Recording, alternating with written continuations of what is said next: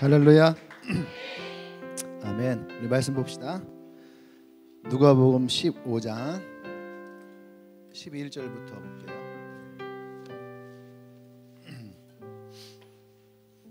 누가복음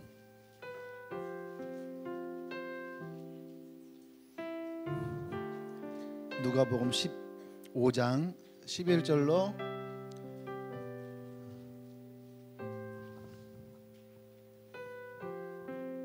21절까지만.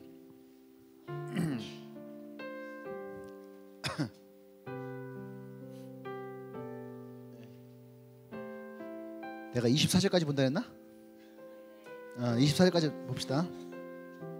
예. 제가 이제 여러분이 돌아가면서 봉독합니다. 11절부터 24절까지. 또 이르시되 어떤 사람에게 두 아들이 있는데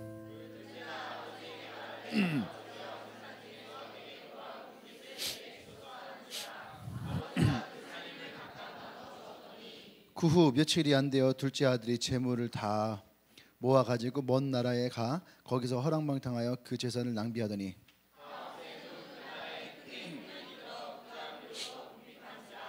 가서 그 나라 백성 중 한 사람에게 붙여 사니 그가 그를 들로 보내어 돼지를 치게 하였는데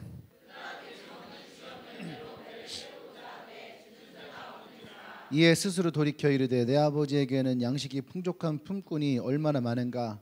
나는 여기서 주려 죽는구나.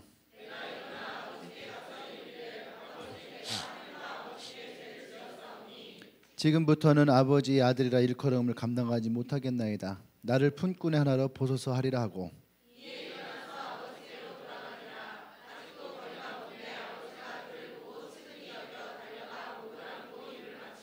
아들이 이르되 아버지 내가 하늘과 아버지께 죄를 지었사오니 지금부터는 아버지의 아들이라 일컬음을 감당하지 못하겠나이다 하나.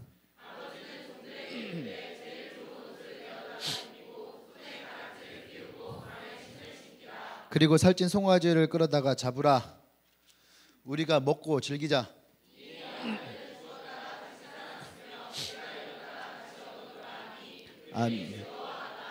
아멘.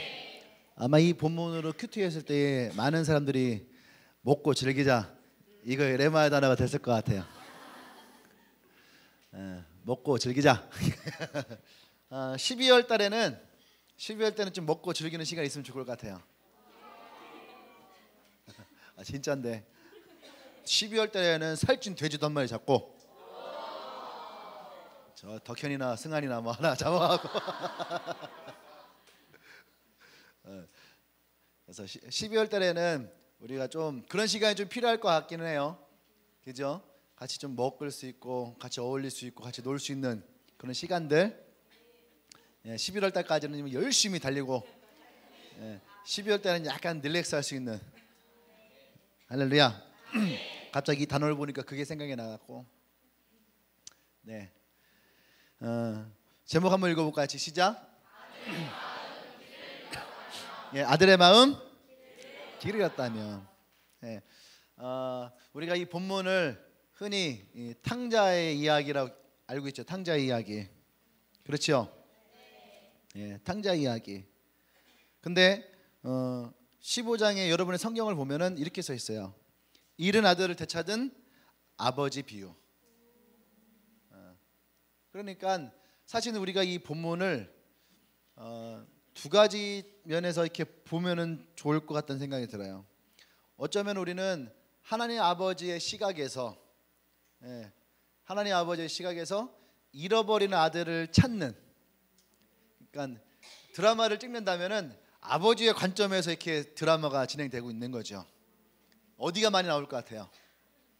농사 짓는 거, 집, 밥 먹는 거, 일하는 거, 또 아버지 한숨 쉬는 거, 아버지 회상씬 뭐 이런 거. 회상씬에 가장 많이 등장하는 대사가 막 그걸 거예요. 아버지가 저에게 해준 게 뭐가 있어요? 그 아버지가 뭐 절망한 그런 드라마 있잖아요, 그죠? 아마 회상씬에 가장 많이 등장하는 장면이 그거일 것 같고. 근데 오늘 제가 여러분들과 보고자 하는 것은 아버지의 시각이 아니라 아들의 시각에서 한번 봤으면 좋겠다. 그러면 드라마가 좀 달라지겠죠. 그렇죠? 주로 아버지의 시각은 집, 시골, 농사 이런 거였다면 아들의 시각으로 볼 때는 나이트, 쇼핑센터 뭐 이런데 왜 좋아해? 정다혜 뭐가 이렇게 좋아? 나이트, 쇼핑센터인데 뭐 너무너무 좋아하네. 나연이는 어디 있어? 아니 그냥 불러봤어. 왜 뭐 찔리나? 그런데 어쨌든 우리는 이야기의 이 결론을 다 알고 있잖아요. 그렇죠? 이야기의 결론은 우리는 다 알고 있어요. 우리가 주로 이야기를 뭐라고 하냐면은 탕자의 이야기, 그죠? 탕자의 이야기. 탕자의 이야기가 뭐예요? 이 탕자의 이야기라는 것은 아버지에게서 재산을 절반의 재산을 가져다가 성경에 보면은 허랑방탕하게 이렇게 썼다는 거죠.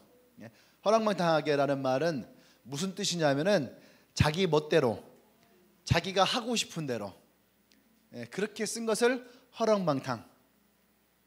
그렇죠? 아까 우리 창희처럼 지가 쓰고 싶은 대로 내키는 대로 이럴 때는 창의스럽다고 해주세요. 네. 너 왜 그렇게 창의스럽게 쓰니? 이렇게.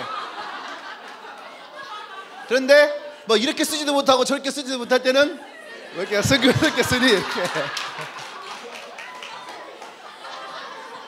그러니까 승근이와 창의는 상극인 거야. 네. 할렐루야. 예. 허랑방탕은 뭐야?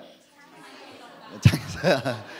지가 쓰고 싶은 대로, 지가 하고 싶은 대로 무슨 기준이 없는 거예요. 지 내키는 대로 하는 거지. 예. 그러니까 이 둘째 아들은 자기가 내키는 대로 어떻게 해요? 이 돈을 쓴 거예요, 그냥. 예. 그랬는데 그렇게 돈을 쓰다 보니까 어떤 일이 생겼냐 하면은 돈이 다 떨어지고 친구들이 사라진 거죠.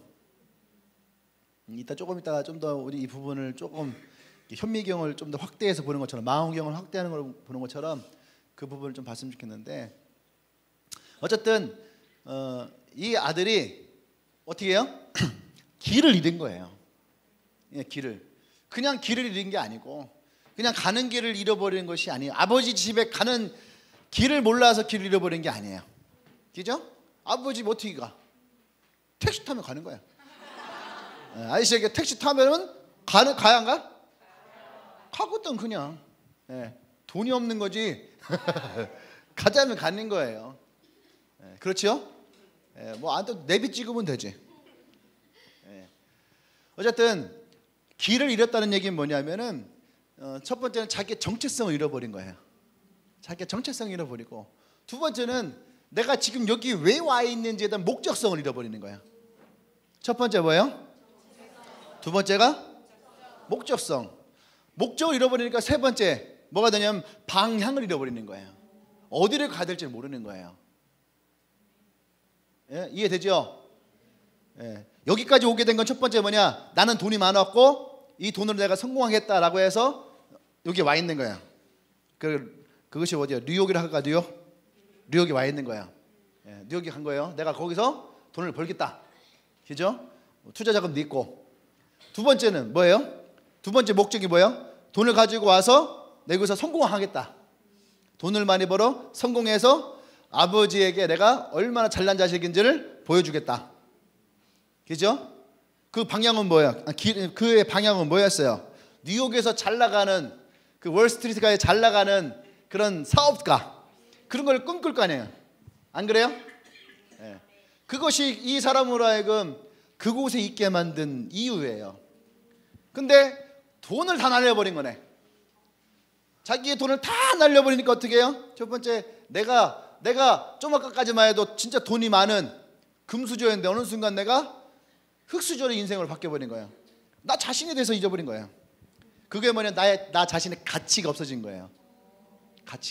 가치는 내 스스로가 가치를 나타내는 게 아니에요. 가치는 누군가로부터 인정이 될 때 가치가 생기는 거예요. 나 혼자서 아무리 잘났다고 해도 아무도 인정해주지 않아. 그거는 가치가 없는 거예요. 이해되시죠? 딱 나갔는데 저 사람들이 나를 보고 인정해 줄 때 그때 나의 가치가 생기는 거예요. 근데 그 가치가 무엇으로 생기는지는 사람마다 달라요. 근데 이 사람의 가치는 뭐였냐면 그 사람이 가지고 있는 돈, 그것이 이 사람의 가치였어요. 근데 돈이 사라지니까 그 사람의 가치도 함께 사라져. 그죠? 돈이 사라지니까 거기에 내가 온 목적도 사라져요. 왜? 아무것도 할 수 없거든. 돈이 있을 때는 그 목적을 이룰 어떤 방법을 찾겠는데 돈이 없으니까 안 되는 거예요. 그러다 보니까 세 번째 뭐야? 방향을 잃어버린 거예요. 방향을. 어디를 갈 수가 없어요. 집에 갈 수도 없고 그렇다고 뉴욕에 남아있을 수도 없고. 뉴욕에 남아있으면 뭐가 돼요? 뉴욕 거지. 네. 뉴요커. 뉴욕 거지가 돼버리는 거예요. 그냥. 옆 사람 보세요. 잘 살아야 된다. 여러분 잘못하면 뉴욕도 못 가보고 말야지 용운동 거지 돼. 대동 거지, 용운동 거지, 자양동 거지. 저 중부대 거지, 추부 거지 댕길 수 있었네. 추부. 그거 갖고 내가 어떻게 외워? 자꾸 잃어버리면 추부 거지 되는 거야. 대덕대 거지 조심해라. 네. 네. 그런 거죠. 그러면 우리는 여기서 그것이 뭐냐? 길을 잃은 거죠. 길을. 그러면은 자 다시 회상을 해봐야 되는 거죠. 왜 이 사람이 길을 잃었을까? 왜 이 탕자가 길을 잃었을까? 예. 왜 그가 길을 잃어버렸을까? 그 우리는 어디서 봐야 되냐면 자기 힘의 과시에서 볼 수 있어요. 첫 번째, 자기 자신에 대한 과시. 예. 자기 자신의 과시는 언제 나오냐면은 무시당할 때 과시가 나와. 그러니까 있어서가 아니라 무시를 당하니까 자기를 과시하고 싶은 거예요. 이해되죠? 그러니까 여러분들 좀 유치하지만 그래서 메이커를 많이 찾는 거거든. 예. 그래서 메이커를 많이. 그 연예인들 중에 자기 옷 막 10,000원짜리 그런 거 떨이 같은 거 있잖아요. 그리고 막 티셔츠 6,000원짜리 막 청바지 뭐 8,000원짜리 막 그렇게 입고 다녀. 근데 그 사람들은 뭐 과시할 마음이 없는 거예요. 그러니까 어디 가도 그 사람에 대한 가치가 있으니까 그 사람들 사실은 그냥 대충 입어도 사람들이 되게 멋있어 봐. 근데 우리가 그렇게 입으면은 거지로 봐. 그러니까 우리는 어떻게 해요? 진짜로 제가 중학교 때, 고등학교 때가 사실 메이커에 제일 민감할 때야. 초등학교 때는 잘 몰라요. 초등학교 때는 그저 그냥 엄마가 사주는 거 입는 거. 지금은 애들이 좀 빨라지긴 하지만, 그죠? 근데 중학교 때 되면 이제 눈을 뜨기 시작하는 거예요. 예. 중학교 때가 제일 그런 사춘기적으로 굉장히 제일 심해. 안 그러냐? 찬이랑 그 친구 이름 뭐더라? 혜리네. 맞냐? 그래가지고 옛날 대전 시내 나가보면 애들이요, 중학생들이 분명히 학교 교복은 따르는데 신발은 다 똑같아. 신발 다 똑같고 그 다음에 겨울에 입는 잠바 다 똑같아. 그죠? 봄에 입는 거 다 똑같고 여름에 입는 거 다 똑같고 겨울에 입는 거 다 똑같아. 나는 교육청에서 그거 입으라 줄 알았어.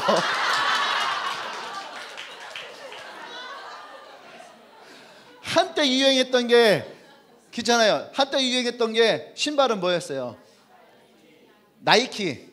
그죠? 나이키 신발이 제일 유행했어요. 그 전에는 아디다스. 근데 그 전에는 필라. 내가 중학교 1학년 때 필라를 온몸에 다 휠라했어.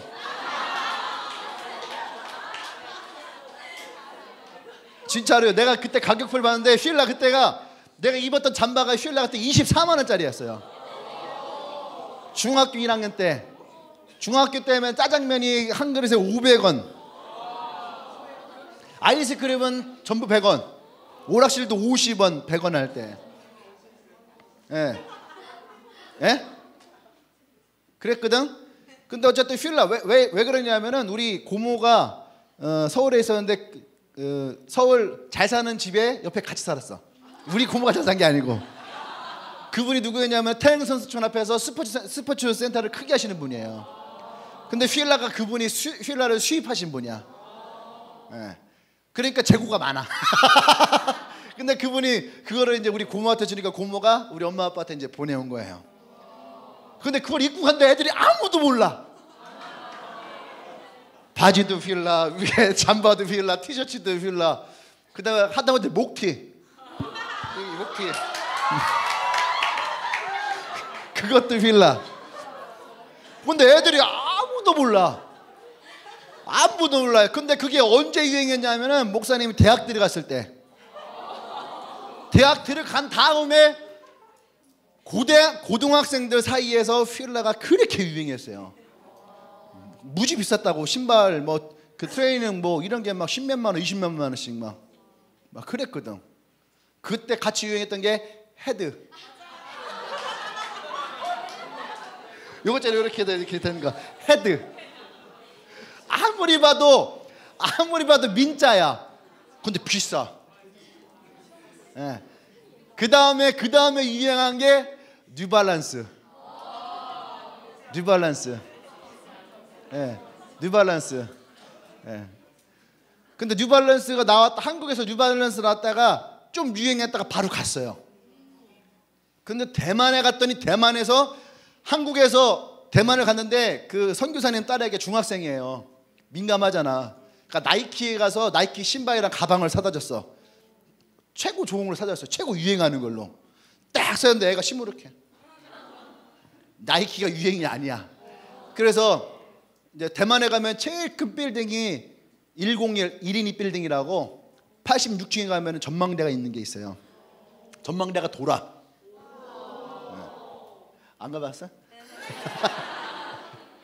네. 근데 거기에 가서 딱 돈을 주고 너가 필요한 거를 사라 했어요. 그랬더니 휠라에 가서 뉴발란스 가서 가방을 사갖고 온 거야. 뉴발란스 가방을. 그걸 그렇게 좋아하는 거야. 내가 촌스럽게 한국에서 유행 지난 게 대만에서 유행하는구나 하고 나서 5년 뒤에 뉴발란스가 다시 유행한 거야. 요즘에 뉴발란스 많이 신죠. 그래도 많이 유행하더라고. 이게 유행이 돌고 도는데 왜 내가 그런 얘기 했을까?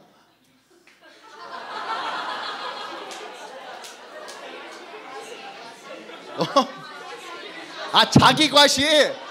지금 내 과시한 거야 지금. 길을 잃었다면 물어봐야 돼 이렇게.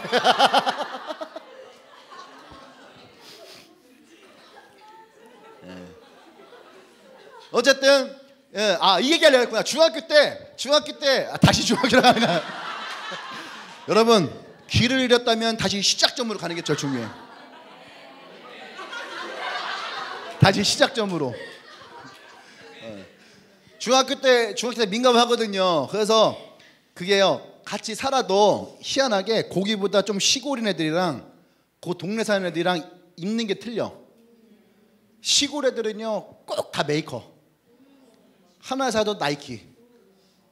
진짜 하나 사도 나이키 같은 거 신고 다니는 거야. 나이키, 아디다스. 왜냐하면 자기 시골에 사는 것을 말하고 싶지 않거든.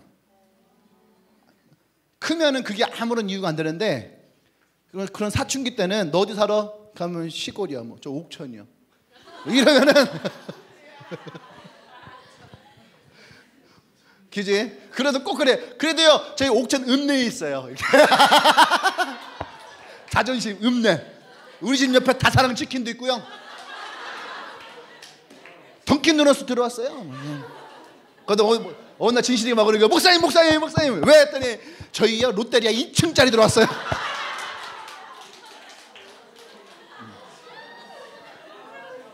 기억나지 진실이? 롯데리아에 들어오던 날 롯데리아 사장보다 더 행복해했던. 뭐 진천도 마찬가지야. 진천 어딘지도 모르죠.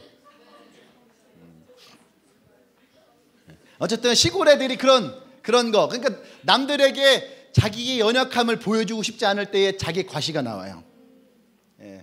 그런 것들. 그리고 남들에게 뭔가 인정받고 싶을 때.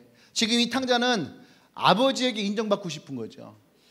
나는 여기서 이렇게 있는 게 아니라 아버지 나 좀만 밀어주면 나가 크게 성공할 수 있는 사람이라는 거예요. 그런 자기 과시. 예. 그래서 내가 성공하겠다라고 하는 그런 모습.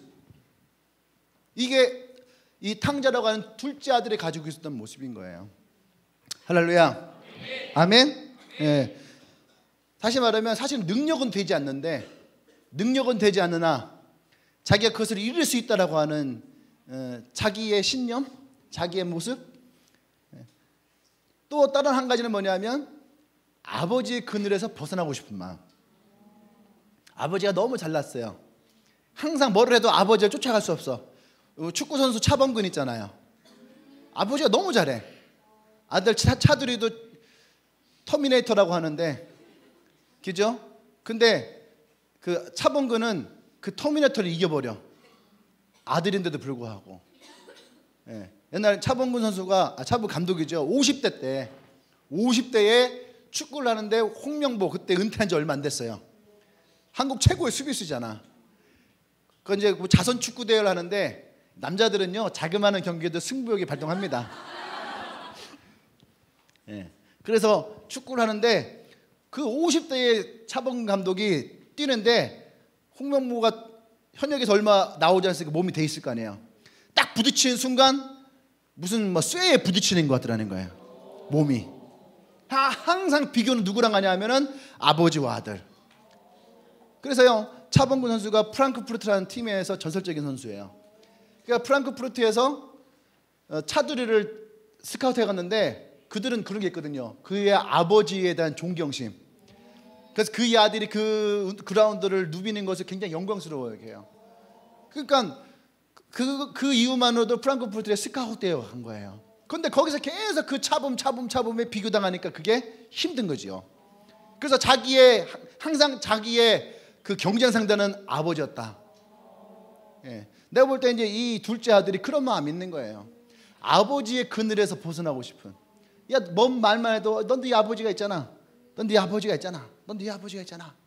나는 내 아버지보다 내가 더 잘할 수 있는데. 그 아버지의 그늘에서 벗어나고 싶었던 그런 모습이 이 탕자에게 있지 않았을까? 여러분들 중에도 그런 사람 있지 않나요? 그 아버지의 그늘에서 벗어나고 싶은, 엄마의 그늘에서 벗어나고 싶은 그런 모습들. 예. 그런데 그 야망과 꿈은 얼마 가지 못합니다. 왜냐하면 그것을 뒷받침해 줄 만큼의 실력도 없고 계획성도 없고, 더군다나 제일 중요한 건 뭐냐면 그 마음의 태도가 되어 있지 않다는 거죠. 예, 아버지에게 어차피 당신이 죽으면은 나눠줄 유산인데 그 유산의 절반을 나에게 미리 주십시오라고 하는 그곳에서부터 이 마음의 태도가 잘못되었다라는 거예요. 할렐루야. 어리석지요. 근데 우리도 뭐 따지고 보면 이 사람과 크게 다르지 않을 때가 많이 있어요. 뭐가 다를까? 그 사람이랑 여러분이랑 다르다 생각하나요? 뭐가 달라요? 무엇이 다를까? 사실은 다르다라고 하지만은 우리의 마음 한쪽에 이 탕자와 비슷한 것도 많이 있죠. 비슷한 것도 많이 있어요. 여러분 그런 생각 해보지 않았어요? 교회에 있다면 교회 맨날 주일날 교회 가야 되고 수요일도 교회 가야 되고 쉬는 날도 교회 가야 되고 왜 빨간 날마다 교회 행사가 있고 나도 친구들이랑 시내가 놀고 싶고 여행도 가고 싶고 뭐 그러고 싶은데 그러면서 여러분들의 마음 가운데 품었던 마음 저도 있었거든요. 저라고 없었겠어요? 나도 있었죠. 저도 중학교 때, 고등학교 때, 대학교 때 다 그런 마음 갔습니다. 나도 교회 안 다녔으면은 친구들이랑 막 해외 놀러 가고 막 그랬을 텐데 교회 막 예배 드려야 된다고 주일날에 가고. 저는 주일날에 어딜 가보지를 못했거든요. 중고등학교, 대학교 때 그냥 교회 항상 있었으니까 무조건 교회에 있어야 되는 거예요 그날은. 그리고 대학 때도 항상 주일은 주님과 함께 이 밤을 라디오 진행까지도 그거 했어요. 주님과 함께 이 밤을. 벗어나지를 못해. 그랬던 때가 있습니다. 그냥 회의를 품을 때도 있었죠. 할렐루야. 근데 우리가 이것을 통해서 얻어내는 방법 중에 이야기 중에 하나는 뭐냐면 아버지의 품을 떠나서 그렇게 성공하는 것은 희박하다라는 거예요. 아멘. 그래서 나오는 말이 있어요. 집 나가면 개고생. 예. 교회를 떠나가도 개고생하는 사람 많이 있습니다. 예. 그것이 간섭이다 생각하는 사람이 많아요. 여러분 리더들이 여러분들에게 뭐 큐티해라, 예배 와라, 셀모니 와라, 막 왜 이렇게 교회 오니까 막 시키는 것도 많고 하라는 것도 많고 막 짜증나 죽겠어. 왜 이렇게 간섭이 많냐고 막 그래요. 근데 여러분 간섭보다 더 무서운 것은 무관심이에요. 무관심. 그런 사람들이 또 다른 교회 가잖아. 그럼 그래요. 이 교회는 관심이 없어. 사랑이 없어. 사람이 와도 그만이고 안 와도 그만이고. 그럼 뭘 원하는 거냐? 적당한 간섭. 내가 하고 싶을 때 하고 하기 싫을 때에 이렇게 안 해도 되는 그런 적당한, 이게 뭐예요? 이게 허랑방탕한 인생을 살아간 대표적인 사람들이에요. 지가 하고 싶은 대로. 예. 간섭이라고 생각하면 간섭인데, 그래서 다른 말로 관심과 사랑으로 보면 여러분들에게 그렇게 해줄 만한 사람이 과연 누가 있겠어요? 예. 저는 그렇게 생각하거든요. 한번 얼굴 쳐다보세요. 이 교회 하나 있으면 이 사람 만났을까? 이 교회 하나 있으면 이 사람은 봤을까? 예. 이 사람이 뭐가 아쉬워서 나한테 그렇게 할까? 안 그래요? 저도 그렇고, 저도 웬만하면 잔소리하기 싫어요. 저도 웬만하면 잔소리하기 싫거든요. 왜냐하면 내가 저 사람한테 잔소리한다고 저 사람이 내 잔소리를 감사해야 하고 고마워해야 할까? 그냥 그렇게 안 하고 그래 안녕 잘 왔어 그래 아유 오늘 화장 잘 됐다 야 그래 좋아 야 이거 가죽이냐? 쌤인데 이거 그런데 가죽 같네 좋아 뭐 이런 거냐? 그냥 그 사람의 마음에 그냥 칭찬해주고 그냥 원수되지 않고 그러면은 좋거든요. 근데 굳이 가갖고 얘기할 그런 모습 있잖아요. 근데 그렇게 하다 보니까 사실은 이 시대의 교회가 점점 그렇게 되어지는 거예요. 예. 그러니까 교회를 가도 교회 서로 잘 모른다고 하고 또 서로 관심도 없다고 하고, 예. 그리고 막 내가 빠져도 이 교회에서는 내가 왔는지 안 왔는지도 모르고, 그리고 오면 그냥 와서 왔구나 그렇게 해주고. 제가 이제 전도사부터 했던 교회가 있어요. 한 7년 있던 교회가 있거든요. 근데 그 교회에 어떤 일이 있었냐면 교회가 어른이 한 1,300명쯤 돼요. 그러니까 가만히 있어도 주위에 청년들이 이사 오고 그러면은 교회를 보고 청년 예배를 이렇게 들어옵니다. 그죠? 그리고 원래 그 교회를 다녔던 직분자들의 자식들이 있죠. 그죠? 예, 그런 자식들이 있죠. 두 개가 이렇게 오는데 저는 그 교회에 뭐 내가 원래 있던 사람 아니니까 갔는데 처음 오는 사람들은 제가 이제 새가족반 담당을 해서 인사를 하죠. 어서 오세요. 안녕하세요. 어서 와. 잘 와. 저는 일단 말을 까. 왔니? 이렇게 누구라도 그냥 왔니? 이렇게. 그러니까 인사하고 이제 들어가요. 근데 꼭 직분자 자녀들이 오면은 왔니? 그러면은 이렇게 하고 들어가. 네가 언제부터 나를 아냐 이거죠. 그런 애들이 있어요. 예. 언제부터 아냐. 그래갖고 제가 그 다음부터는요, 걔네들이 올 때마다요 쳐다보지도 않아. 예. 그런데 이제 새로운 애들은 오면은 왔어 하고 막 인사하고 막 안녕하세요 인사하고 막. 근데 얘네들은 그때 또 다른 눈빛이야. 이렇게 하고 지나가. 그 뭐예요 그거는? 왜 나는 아는 척 안 해? 참 사람들 마음이 이상해. 그러니까 무시를 했어요. 그러니까 걔네들을 무시했어요. 그때 나중에는 찾아와서 우리도 좀 이렇게 알아봐 주면 안 되겠냐고. 예. 사람은 그래요. 예. 내가 뭔 얘기하려다 얘기했지? 간섭. 그러니까 처음에 간섭을 할 때 인사하고 교회 잘했다 할 때 이걸 간섭을 여기는 거예요. 내비두라고. 내가 올 때 오고 안 오면 안 오는 건지. 뭐 당신이 막 전도사라고 와서 나한테 아는 척하냐. 그랬거든요. 무시를 해버렸더니 무관심이 더 무서운 거야. 예. 그러니까 나중에 찾아와서 제발 간섭 좀 한번 해주라고. 예.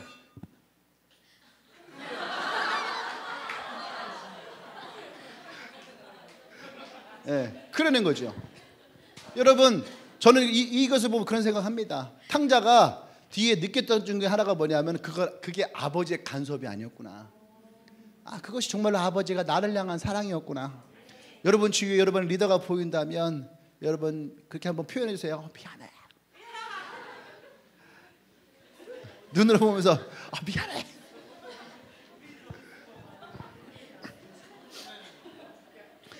끝나고도 해주세요. 이게 사랑이었군요. 사람들은 사랑과 간섭을 사실 잘 구분을 못합니다. 간섭 뒤에 사랑이 있고 에너지가 있어야지 하는 거예요. 여러분 귀찮고 막 그래봐요. 그러면은 딴 사람에게 간섭하고 싶은 마음이 있는가? 딴 사람에게 관심 가질 에너지가 없어요. 안 그래요? 근데 어쨌든 이 탕자는 아버지의 그 간섭하는 것이 싫었던 거죠. 그래서 아버지의 집에서 떠나고 싶었던 거야. 할렐루야. 아멘. 네. 그러다 보니까 사실은 이 탕자는 자기가 얼마나 연약한 사람인지를 몰라요. 자기가 얼마나 부족한 사람인지 몰라요. 그냥 아버지의 재산만 있으면 그것이 능력이 되고 그것이 사람들에게 인정을 받을 수 있고 그것이 자기의 가치를 높일 수 있다고 생각한 거예요. 그리고 실제 그렇게 했을 때에 이 사람에게 친구들이 있었거든요. 성경에 보면 친구들이 있었어요. 친구들이 있었는데 그 사람에게서의 매력이 사라진 거예요. 그 사람의 매력이 뭐예요? 돈이에요. 그 사람이 갖고 있는 재물이었다고요. 근데 그것이 사라지고 나니까 그 주위에 친구들도 다 사라지게 되는 거죠. 여러분 이곳은 꼭 돈만이 아니에요. 함께 했던 여러분들이 누군가와 같이 함께 했던 그 즐겼던 것들, 나이트면 나이트, 쇼핑하면 쇼핑, 게임이면 게임, 그때 그것을 위해서 함께 했던 사람들이 그것에 흥미를 잃어버리면요 그것은 관계가 깨지는 거예요. 그러고 나니까 이 탕자가, 이 둘째 아들이 어려운 일을 당하고 고난에 당했을 때에 그 누구도 이 사람을 찾아오지 않았다는 거죠. 그때 탕자의 깨달음이 뭔지 아십니까? 이 둘째 아들이 길을 잃었다라는 거예요.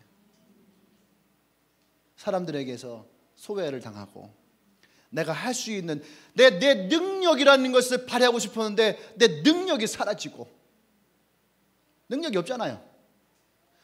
나의 존재 가치가 사라져버리고 나의 목적이 사라져버리고 나의 방향을 잃어버리니까 그때 이 아들이 깨달은 게 뭐냐면 내가 길을 잃어버린 거예요. 이 시대에 길을 잃어버린 사람들이 정말로 많이 있어요. 교회 안에서도 길을 잃어버린 사람들이 많이 있어요.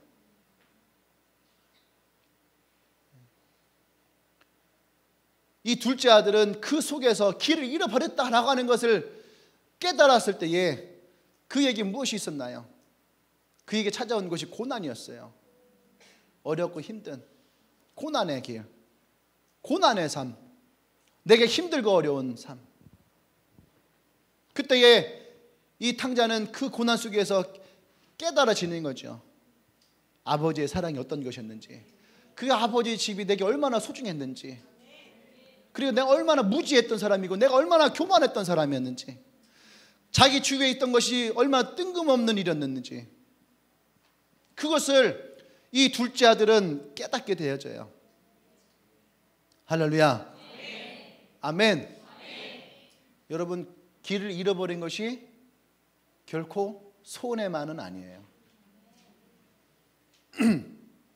성경을 보면 베드로와 가룟 유다가 있어요. 둘 다 예수님의 제자였습니다. 이 둘은요 예수님의 왼팔 오른팔을 같이 있던 사람이에요.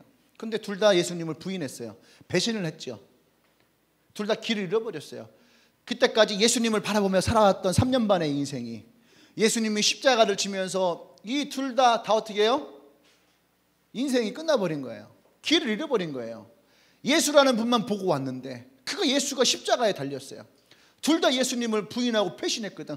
하나는 돈을 주고 예수를 팔아버리고 하나는 예수를 모른다고 하고 저주하고 팔아버리고, 둘 다 똑같이 잘못을 저질렀죠. 둘 다 똑같이 길을 잃고 방향을 잃어버렸어요. 둘 다 똑같이 용서받기 힘든 일을 한 거죠. 그런데 그때의 이 둘의 선택은 달랐어요. 할렐루야. 여러분 잘 들으세요. 깨달은 것은, 깨달았다는 건 그렇구나, 내가 잘못했구나, 하고 생각하고 머무는 것이 깨달은 것이 아니에요. 깨달은다는 것은 그것을 알고 돌이키는 것이 깨달은 거예요. 할렐루야. 베드로는 그래서 자기가 그렇게 부인하고 예수님을 배신한 것에 대해서 그때 이 베드로가 밤에 깨달았거든요. 아, 내가 예수님을 부인했구나, 저주했구나, 버렸구나. 그는 밤에 슬피 울었어요. 근데 예수가 부활했다는 얘기를 듣자마자 베드로는 제일 먼저 달려갔던 사람이에요. 가룟 유다도 똑같이 예수를 팔아버렸지요. 그때 그 밤에 가룟 유다에게 찾아온 것은 뭐예요? 내가 예수를 돈을 받고 예수를 팔았구나. 똑같이 그날 밤 눈물 흘리며 슬퍼했을 거예요. 근데 그가 선택한 것은 자살을 선택한 거죠. 그것은 깨달은 것이 아니에요. 할렐루야. 오늘 이 성경에서 우리가 봐야 될 것은 뭐냐면 그 아버지가 이 아들을 어떻게 하고 있다? 기다리고 있다라는 거예요. 이 아들의 마음은 분명히 그랬거든요. 죄인이고, 보세요. 난 죄인이니까 나를 그냥 품꾼 중에 하나를 보십시오. 내가 아버지 앞에 고개를 들었을 만큼의 죄인이에요. 그게 아들의 마음이겠죠. 아버지의 마음에 상처를 주고 아버지를 배신하고 사실은 그게 아버지를 부인한 거거든요. 돈을 받고 아버지를 떠났다는 얘기가 뭐냐면 그 아버지를 부인한 거예요. 당신은 더 이상 내 아버지가 아닙니다. 더 이상 내가 당신과 함께하지 않을 것입니다. 내가 내 능력으로 살아갈 것입니다 라고 하는 그랬던 아들이에요. 근데 그날 이 아들이 깨달은 거예요. 아버지의 사랑을 깨닫고 자기가 무엇을 잘못했는지를 깨닫고. 할렐루야. 아멘. 여러분, 길을 잃어버렸을 때에 그냥 그 자리에 주저앉는 것은 그것은 어쩌면은 포기예요. 우리는 누구나 다 길을 잃어버릴 수 있습니다. 우리는 다 길을 잃어버릴 수 있어요. 목사도 길을 잃어버릴 수 있고 여러분들도 길을 잃어버릴 수 있고 오늘 교회를 처음 온 사람도 길을 잃어버릴 수 있어요. 근데 중요한 것은 길을 잃어버렸다고 그 자리에 그냥 주저앉는 것이 아니에요. 할렐루야. 아멘. 어떤 드라마에 보니까 그 대사가 나오더라고. 어떤 대사는 아이에게 그러는 거예요. 만약에 이 놀이공원에서 엄마 아빠를 잃어버리면 너 어떻게 할래? 했더니요. 어디 아파트 몇 동 몇 호 하고 택시 탑니다. 이렇게 얘기를 하는 거예요. 똑똑하네 아빠가. 그런데 너가 택시 탈 돈도 없고, 그렇잖아. 지금 탕자가 택시 탈 돈 없잖아요. 그러니까 어떻게 해야 되니? 그러면은 아빠랑 처음 만났던 이 자리로 네가 와서 기다려. 그 아버지와 헤어졌던 그 장소로 기다려. 그럼 어떻게 해요? 그 아버지가 찾아오겠다라는 거예요. 여러분 길을 잃어버렸습니까? 여러분이 길을 잃어버렸다면 길을 잃어버렸다고 여러분들이 그 자리에 주저앉지 말아요. 아버지가 있는 곳을 향해서 가면 돼요. 그것이 여러분들에게 새로운 방향이 되고 새로운 목적이 되고 그곳에 가면 여러분이 어떠한 사람인지 내가 누구인지라는 나의 가치가 그곳에 가면은 다시 부여가 되는 거예요. 아멘. 그 아들이 돌아올 때 어땠습니까? 그는 방향을 찾았어요. 어디로? 아버지 집으로. 그게 목적이 생겼어요. 뭘로? 내가 아버지 집에 가야 되겠다라고 하는 그 목적을 가지고 다시 돌아왔더니 어떻게 됐어요? 그 사람이 다시 그냥 품꾼이고 그냥 흑수저의 인생이 아니라 다시 그 아들에게 아들이라고 하는 그 권한이 부여가 되어지는 거예요. 할렐루야. 나는 오늘 여러분들이 그 아버지에게 다시 돌아갈 수 있는 용기가 있기를 원해요. 많은 사람들이 이 아들과 같이 길을 잃어버리고 내가 잘못했다는 것을 깨닫는 사람들이 많아요. 근데 거기서 끝나버리면 누구나 다 거기서 끝날 수 있는 거예요. 그런데 오늘 우리 이 말씀 가운데서 하나님이 우리에게 주시는 이 아들의 마음이 뭐냐 하면 그럼에도 불구하고 용기를 내라는 거예요. 아버지 집에 돌아가자는 거예요. 너의 인생의 목적이 새롭게 시작되어질, 너라고 하는 가치가 어떠한 가치인지를 분명하게 깨달을 수 있는, 진짜 너가 가야 될 방향이 어떤 것인지를 가르쳐 줄 수 있는 그곳이 어디예요? 아버지의 집이에요. 우리가 떠나왔던 곳, 아버지의 집. 오늘 페이스북에 보니까 일본인 태생인데 미국에서 태어난 과학자가 있어요. 근데 그분이 뭐라고 했냐면은 결론을 딱 낸 거야. 이분이 우주 전체에 대한 권위자야. 근데 그분이 뭐라고 했냐면 더 이상 우주가 우연히 만들어진 것이라 말할 수 없다. 우주는 어떠한 존재에 의해서 우주적인 계산 방식, 우주적인 지식에 의해서 만들어졌다라고 얘기를 했어요. 근데 이 사람이 기독교는 아니에요. 이 사람은 종교가 없어요. 네. 그래서 이제는 우리는 단 한 가지도 우연이라고 말할 수 없다. 이 모든 것은 다 어떠한 신에 의해서, 지식이, 아주 우주적 지식을 가진 자에 의해서 정교하게 만들어진 그 속에서 우리는 살고 있다. 그렇게 얘기하는 것이 오늘 있더라고요.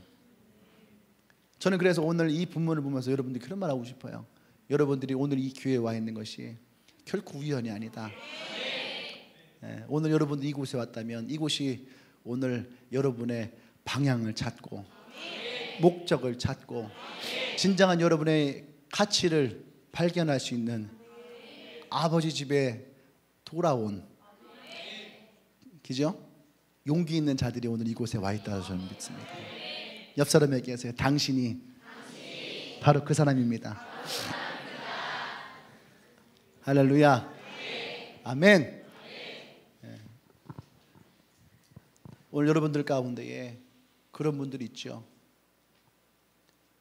초등학생이나 중학생이나 고등학생이나 청년이나 나이 드신 분들이나 우리 모두가 다 한 번씩 경험하는 것이 뭐냐면 나의 방향을 잃어버려요. 내 방향을 잃어버릴 때 그때에 나의 마음은 어떠한가 보세요. 내가 어떠한 마음을 품고 있는가. 어떠한 사람들은 세상을 향해서 일을 가는 사람들이 있고 어떠한 사람들은 지나온 과거에 대해서 일을 가는 사람이 있죠. 복수하고 철저하게 부셔버릴 거라고. 그래서 거울 보면 점 하나 찍어요.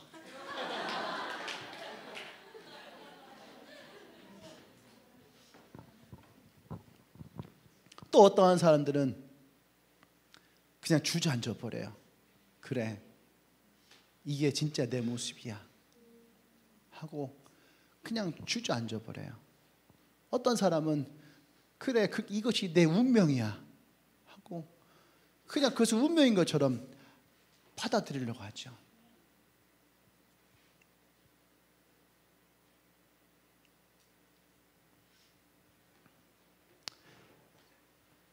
여러분들 중에 길을 잃어버렸다면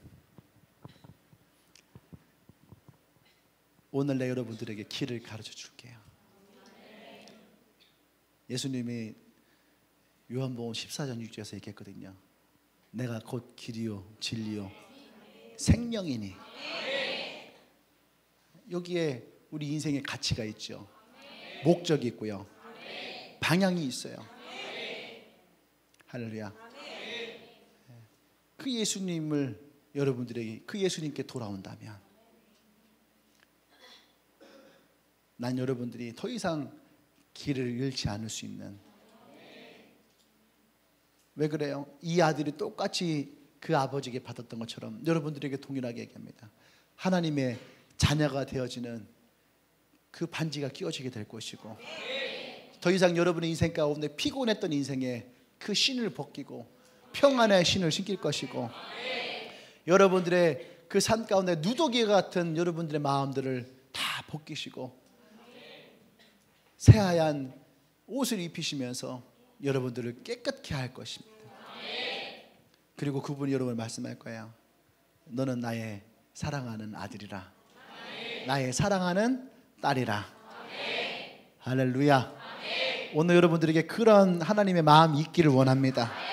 아멘. 우리 함께 기도하십시다. 여러분, 주님 안에서는 나이키도, 아디다스도, 필라도, 헤드도, 노스페이스도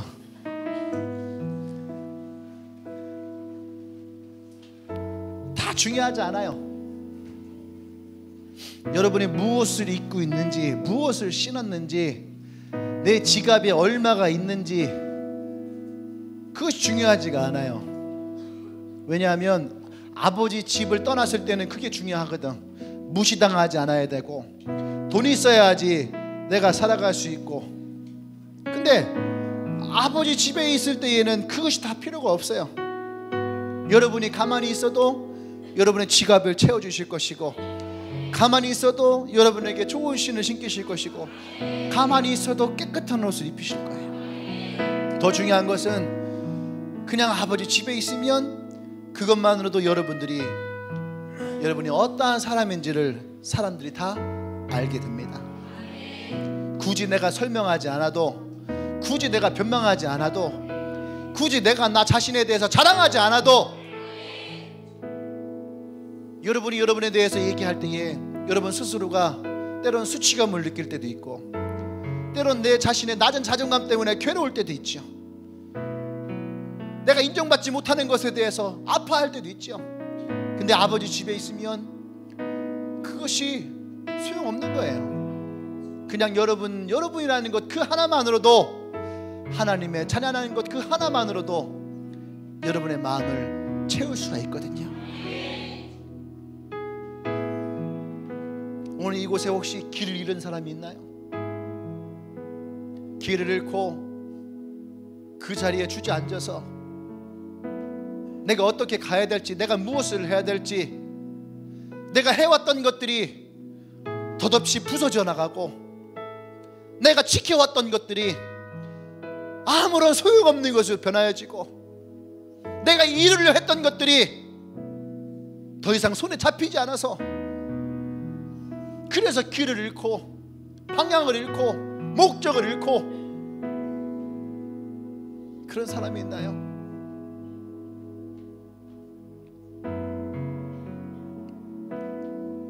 오늘 이 예배 가운데에 그 마음이 깨달아졌다면, 나는 오늘 여러분들이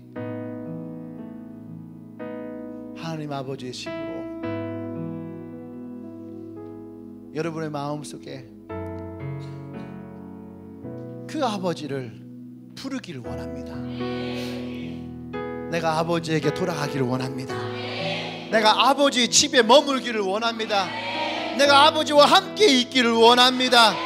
할렐루야, 할렐루야. 오늘 그런 사람들마다 하나님 앞에 고백하며 나가십시다. 내가 아버지와 함께 있기를 원합니다. 내가 아버지 집에 거하기를 원합니다. 내 마음에 아버지가 함께 있기를 원합니다. 그렇게 이 시간 여러분이 주님 앞에 고백하며 나가십시다.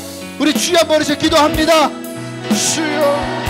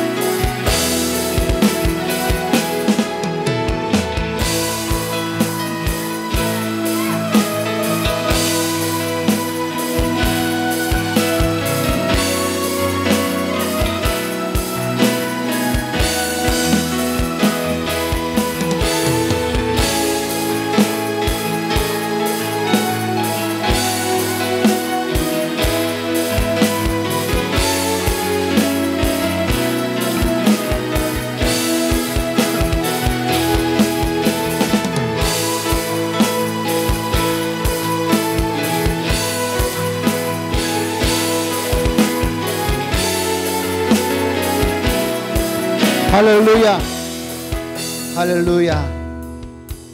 성경에 보면은 100마리의 양 가운데 한 마리의 양을 잃어버려서 그 목자가 그 한 마리 양을 찾아가죠. 그 한 마리 때문에 이 목자는 그 기쁨을 가지고 잔치를 엽니다. 동전 10개 잃어버린 어떠한 과부 이야기가 그 다음에 나와요. 한 개의 동전을 잃어버려서 밤늦게까지 그 동전 하나를 찾고, 그 동전 하나가 찾은 것을 기쁨으로 여겨지는 모습이 나와요. 근데 그 다음에는 뭐가 나오냐면은 두 아들이 나와요. 두 아들. 어쩌면 사람들은 내가 100마리 양 중에 하나가 아닐까, 내가 10개의 동전 중에 하나가 아닐까. 근데 제가 오늘 말씀 보는데 그 다음에는 두 아들의 모습이에요. 사람들은 그렇게 생각합니다.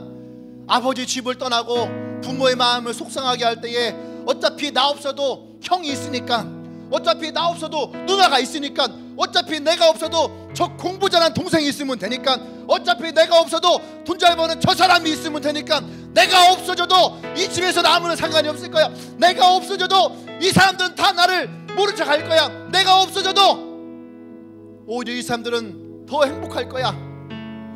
우리는 그렇게 생각할 수 있거든요. 근데 하나님 아버지의 마음은 그게 아닌 거예요. 두 아들이에요. 두 아들. 한 아들이 있다 해서 만족되어지는 것이 아니에요. 그 집을 나간 그 아들이 이 아버지에게는 너무너무 소중한 거예요. 여러분이 바로 그러한 아들이에요. 여러분이 바로 그러한 딸이에요. 여러분이 있어도 그만이고 없어도 그만이 아닌 둘째라고 하는 그 사람, 여러분이라고 하는 그 사람, 그 여러분, 그 한 사람을 주님은 사랑하시고 기다리시고 원하는 거예요. 나는 오늘 여러분들 그 마음을 깨닫기를 원합니다. 내가 능력이 있어서가, 능력이 없어서가, 내가 아버지의 돈을 다 써서가 아니라, 내가 돈을 잘 벌어서가 아니라, 내가 예배를 잘 들어서가 아니라, 내가 교회를 안 나와서가 아니라, 그냥 당신이 그의 아들이기 때문에, 하나님이 여러분을 원하시기 때문에, 그것만으로도 아버지는 기뻐하시는 거예요. 여러분이 돌아오는 그 마음 하나만으로도, 내 모든 재산을 다 탕진했어도, 내 마음을 다 속식였어도, 돌아오는 그 용기 하나만으로도 하나님은 기뻐하시는 거예요. 난 여러분들이 그 한 사람이기를 원합니다. 우리 한 번 더 이 시간 기도할 때에, 주님, 내가 바로 그 둘째입니다. 내가 오늘 내 아버지에게 돌아오기를 원합니다. 할렐루야. 여러분의 그 고백을 주님께 올리십시다. 이 시간 주여 한번 다시 한번 기도합니다. 주여, 내가 길을 잃었던, 내가 길을 잃고 괴로워하던, 내가 길을 잃고 고민하던, 내가 길을 잃고 포기하려 했던 그 사람이 바로 납니다. 내가 오늘 내 아버지의 집으로 돌아갑니다. 여러분의 용기가 필요해요. 여러분의 그 용기가 필요해요.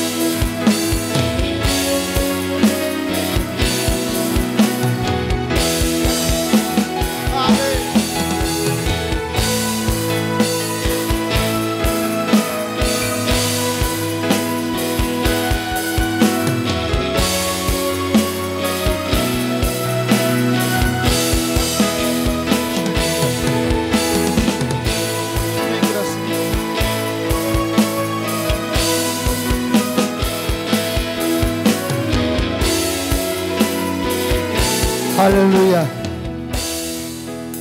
할렐루야. 혹시 여러분들 가운데에 오늘 내가 진짜 이 둘째 아들 같은 사람입니다. 내가 방향을 잃었었고, 내가 길을 잃었었고, 근데 내가 오늘 용기를 내서 아버지 집에 왔습니다. 내 용기를 내서 오늘 예배 가운데 찾아왔습니다.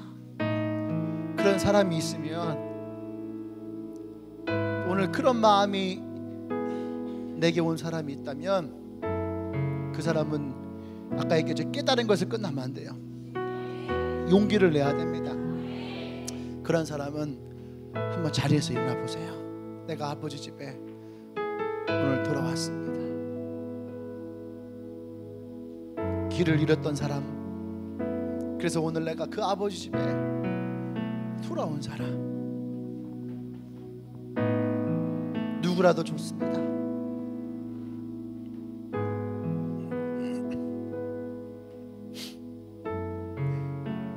그런 분이 있으면은 일어나 보세요. 괜찮아요.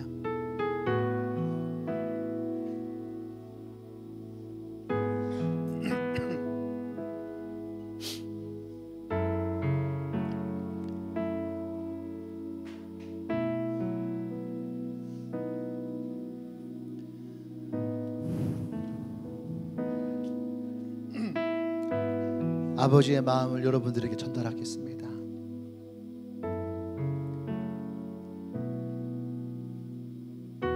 이 내 아들은 죽었다가, 이 내 딸들이 죽었다가 다시 살아났으며, 내가 잃었다가 오늘 다시 얻었노라.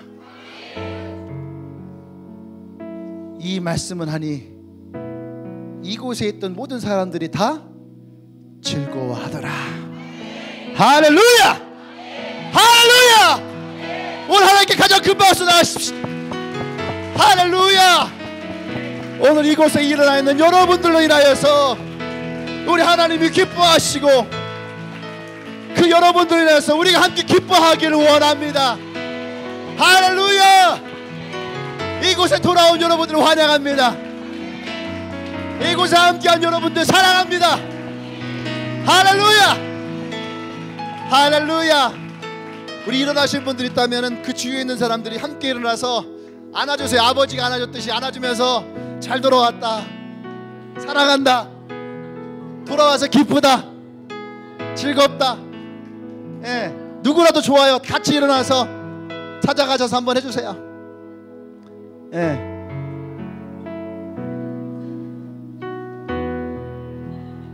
할렐루야. 예, 저 뒤에도 했나요? 뒤에도 하고 있나요? 다 했나요? 다 같이 일어나십시다. 이거 잔치적인 분위기가 돼야 되는데 장례식적인 분위기가 된 것 같아. 음악부터가 안 된 것 같아. 여기 성경에 뭐라 그랬어요? 성경에 봐요. 25절에 어떻게 해요? 집에 가까이 왔을 때에 풍악과 춤추는 소리를 듣고, 할렐루야. 이거 브루스 타임도 아니고, 할렐루야. 우리가 이 기쁨이 원합니다. 우리가 이거 함께 즐거워하기를 원합니다. 할렐루야. 우리 함께 좀 찬양 하나 할까요? 힘찬 거 합시다. 좀 빠른 거. 뭐예요 오늘? 뭐? 어?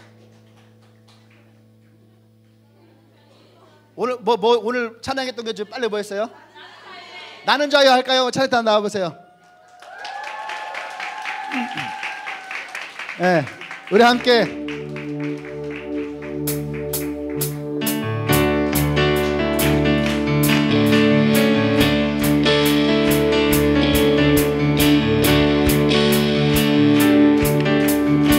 함께 고백합시다. 눈만 자보게.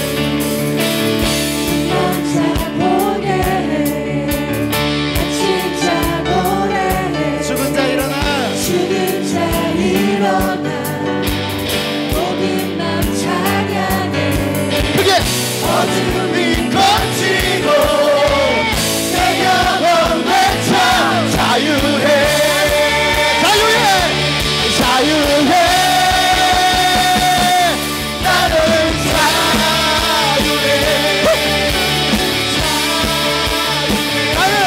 나는 주는 주해, 나는 주는 주해. 나의 사랑이 주님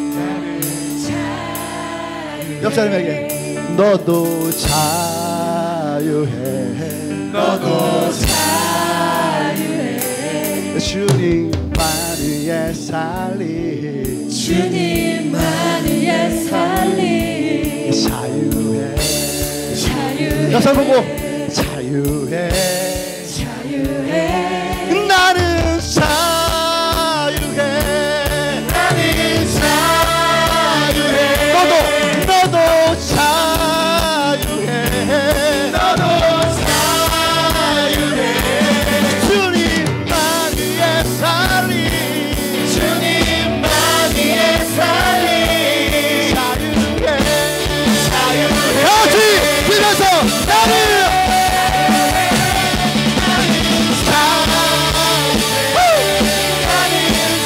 자, 저 뒤에도 뛰면서 나는 주님만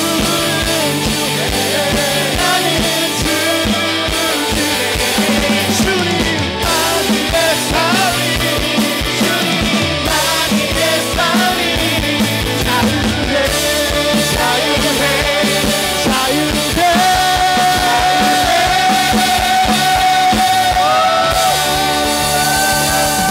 할렐루야 할렐루야 아버지 중에 자유가 있습니다. 그 아버지는 참 자유가 있습니다. 할렐루야 할렐루야 아멘.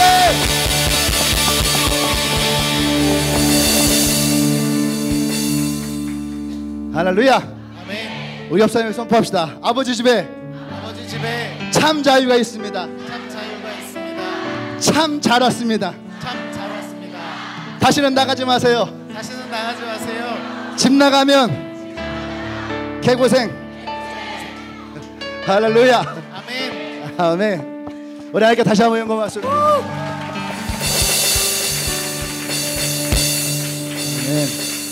오늘 혹시 오늘 예배 처음 나오신 분 있나요? 네, 처음.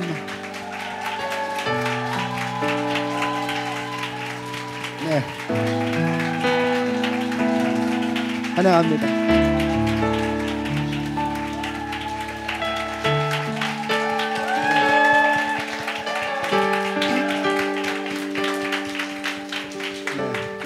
자, 여기 오늘 처음 오신 분 이쪽으로 이렇게 잠깐 이쪽으로 왼쪽으로 이쪽으로 오시고. 자, 오늘 집 나갔다 돌아온 둘째 아들 있나요? 탕자와 탕녀가 있다면 나오세요 한번. 집 나간 내가 집 나갔던 탕자와 탕녀입니다. 오늘 집에 돌아온 마음으로 우리 그런 분들은 나와볼까요? 또 또 있나요?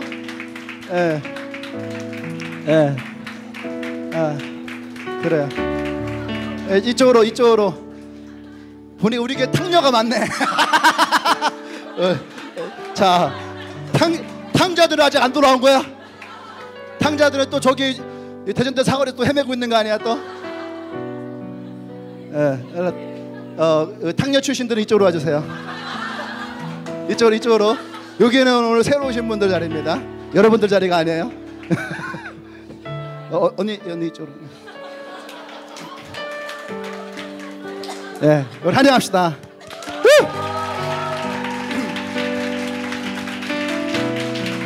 아멘. 오늘 이렇게 말씀을 보니까 얼굴들을 보니까 오랜만에 보는 얼굴도 진짜 있네. 오늘 예배 처음 오신 여러분들 환영하고요. 또 간만에 오신 여러분들 환영합니다. 누구나 다 길을 잃을 수는 있어요. 길을 잃었을 때에 제일 먼저 찾아오는 것이 나는 뭐 하는 사람인가? 날아간 사람이 능력이 이것밖에 안 되는가? 그럴 수 있거든요. 근데 오늘 성경에서 얘기하는 건 뭐냐면 그럼에도 불구하고 우리에게는 그 아버지가 있다라는 거예요. 아멘. 나간 것이 중요한 게 아니에요. 함께 하는 것이 중요하죠. 어떤 사람은 함께 하는 것이 왜 함께 해야 되는지를 몰라요. 그게 문제인 거죠. 사람은 함께하는 속에서 가치를 알게 되고, 함께하는 걸 통해서 사랑을 알게 되고, 함께할 때에 내가 얼마나 소중한 사람인지를 깨닫게 되어져요. 그래서 우리는 함께 해야 되는 거죠. 오늘 얘기했던 이 둘째 아들이 아버지에게 돌아올 때도 그랬을 거예요. 그때야 비로소 내가 정말로 사랑받고 있고 내가 정말로 귀한 사람이구나. 오늘 이곳에 온 여러분들을 정말 귀한 분들이에요. 감사합니다.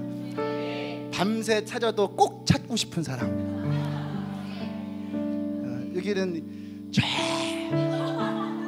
계룡산 위에 가서도 어떻게든 찾아서 들쳐서 넣고 오고 싶은 사람. 그래서 허리가 나갔어요. 그런 여러분들 다 사랑하고 환영합니다. 네, 기도 한번 할게요. 하나님 감사합니다. 하나님, 누구나 다 길을 잃을 수 있는데 오늘 우리가 용기를 내어서 이 아버지 집에 다시 오게 하심을 감사합니다. 주님께서 우리 말씀하셨던 저 산 위에서 잃어버린 양 한 마리를 들추었고 내려오는, 잃어버린 동전 하나를 찾기 위해서 밤이 새도록 그 동전을 찾는, 집 올라간 그 아들을 기다리며 몇 날 며칠 몇 달을 그 아들을 바라보며 기다렸던 그 아버지의 마음을 오늘 우리가 이 시간 아들 된 모습으로, 딸이 된 모습으로 그 아버지 집에 돌아옵니다.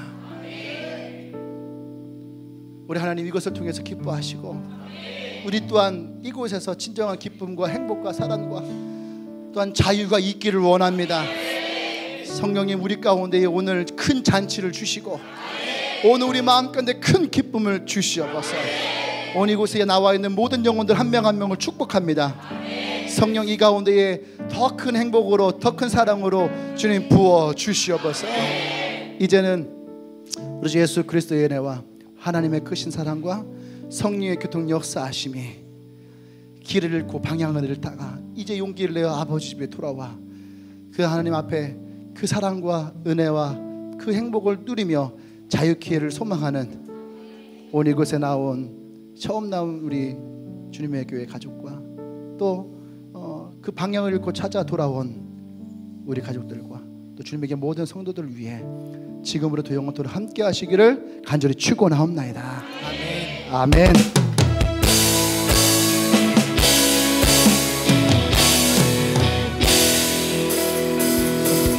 내게 허락하신 이 약속의 땅에 주의시하며 나아갈 때에 주여와 언니에서 우리 도우시니 행하신 모든 일 다 찬양해. 주님 내게 약속하신 그 놀라우신 일 이루시는 주님의 찬양해. 주여와 능력 되신 온 세상 알도록 위대하신 주 선포하리라. 위대하신 주 선포하리라.